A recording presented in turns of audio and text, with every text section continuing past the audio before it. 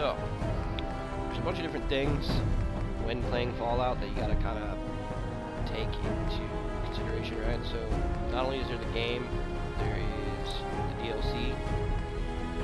These are fun to play. Some of them are just add-ons to like make your building funner. You can add different contraptions and different things. Some of them are actual places to go, like Far Harbor is one of my favorite places. Creation Club. This is stuff that people have built for the game, but you have to pay for. It'll have like different weapon mods, different kinds of armor mods, gun mods, companion mods, different things like that. And then these are the actual mods, the free ones. Now there's hundreds and hundreds of these, and you'll have to go through them and look if you're wanting your own preferences for the newer ones, the older ones, you know, whatever. They'll literally tell you on there, like this says featured, right? This was my library, so everything is mine. That's what you're asking for. I'll show you in a second. But they got the most popular and highest rated.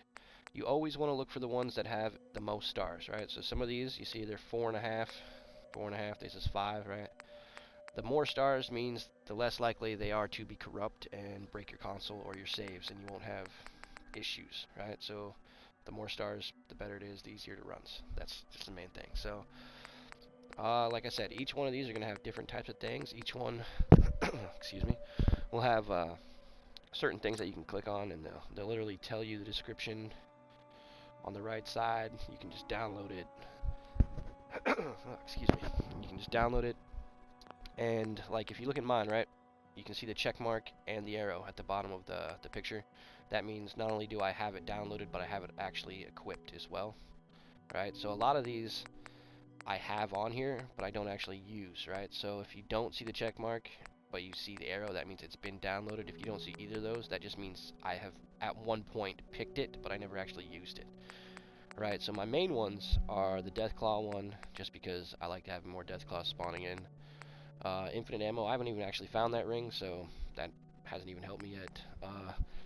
The all perks is pretty good. It makes you be able to choose anything you want as you go through, right? So you don't have to have the max number for charisma or any of that other stuff. It just unlocks it automatically. You obviously have to get the points, but you don't have to earn them, basically. Like, you don't have to have 10 in this to get the 10th slot down in charisma, you know what I mean? Things like that.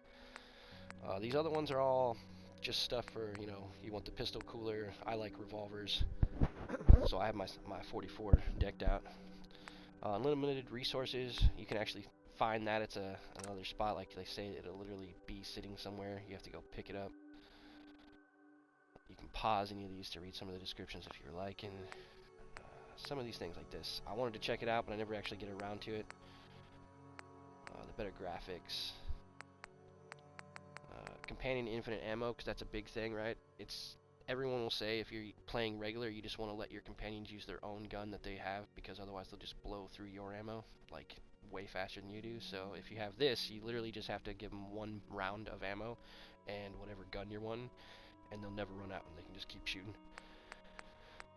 This is the one that has the dismemberment, the one with the Deathclaw's head coming off, and he's still trying to swing at me even though he couldn't see. Yeah, that's this one. If you want to pause and read through and see what any of that does.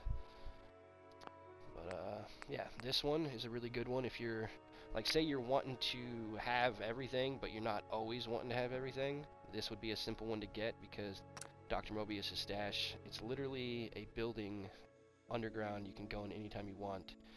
And if you're out of supplies, you can literally just go there and take all the supplies you want from that place, and it'll literally respawn over and over again. And I mean, it's an infinite amount of stuff. They did a really good job with this mod. But you also don't have to use it, right? So if you're not wanting all that, but every once in a while you need some caps, you can go there and grab 10,000 caps and go buy stuff or go have fun. It's kind of what all this is about anyways, right? It's mods to have fun. The Wolverine one seems fun, but it kind of makes you invincible. It's kind of too much. Now, if you're into that and you're like, you know what, I don't want to take damage, I'm just going to run around and be a tank, well, that's the one you definitely want. I like to build huge bases, so the no build limit kind of did it for me. Now, some of these you got to be careful with, like the pre-war house settlement and some of these other ones that they have. I don't think I have any on here besides them, because I deleted them already.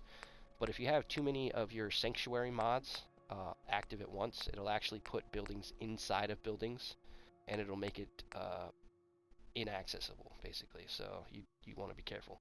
And if any of that happens, all you have to do is just go back into mods and literally just delete one of the mods, and it should clear it up. It'll load back that save, though, so you got to be careful on that. This jetpack is one of my favorite ones. If you're into running around with power armor and just flying around and having a blast, I would recommend this one with the, where is it? This last one I think I got. Yeah, the free crafter. So with this, you'll be able to make any armor plates and any kind of stuff without having to worry about having the parts or, you know, having the ability to craft it. Now, some things will still need crafting, right? Like, say you need, like, to put bleeding stuff on your left arm power armor, right? Well, you still will have to have, like, the blacksmith level 2 perk unlocked. You still have to earn that type of stuff. But this will give you, like, jetpacks, you know, things like that you can build right off the bat. So, but yeah, that's basically it. Some of these things, you know, if you're wanting to make your teammates better, you got some of these that make your teammates better. But like you can see, anytime it says fixed a bug and things like that, it kind of worries me. So I try not to have too many crazy ones going on at once. This one's also a good one. Scrap that settlement. That means literally anything on the ground you can scrap, from dirt piles to rock, you know, to all kinds of stuff. Literally turn your apocalypse house or land into a beautiful landscape. Like, this is a great one if you're into doing that. So, yeah. Any other questions, you can just ask and I will help you. No problem. I have no problems with that. The only thing is, if you don't know how mods work, alright, so you either want to use your already existing game, which I kind of wouldn't recommend because there's kind of no point if you've already beaten the game or done something. I would start a new game right after you create them, just save right there, and then load out, put on your mods, and then load back into that save game, the very beginning, and you'll start a whole new game with all the mods. Now, every time something happens, you'll have to reload that save mods, or that before save, so you got to be careful with that. But you will be able to save afterwards on your mod. It'll just say your name, and then it'll say modded afterwards. So you can keep saving over that, and it'll be fine. But it has to have a pre-modded save to attach to.